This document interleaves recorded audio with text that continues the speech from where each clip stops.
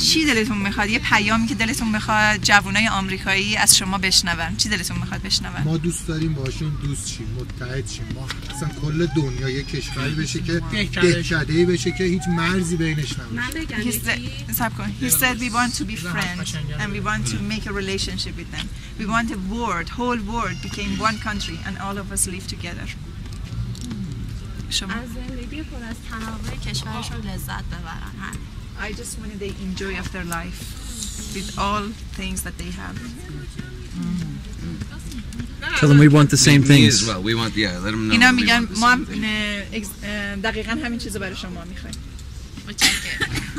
سیاستمدارای ما چیزای دیگه میخوان. همون آدم برو الان بابا تو قبل درس تو الان چه بگو خیلی خوشحال شدیم از هم صحبتیشون. We enjoyed talking to you. ما هر کیو خارج میدیم الکی یه های میدادیم شاید اینا برداشت نازک کنن ولی ما همون ارتباطه رو می‌خواستیم. We really want to just make a friendship with you, a relationship with you. تو کارشون هم آرزوی موفقیت. Let them know that we as well. اوکی.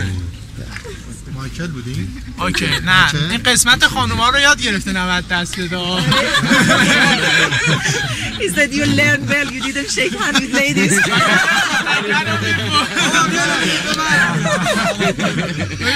اینجا آره بعد گوشتش میشه تو آره تو برو بیا آبرو من ببر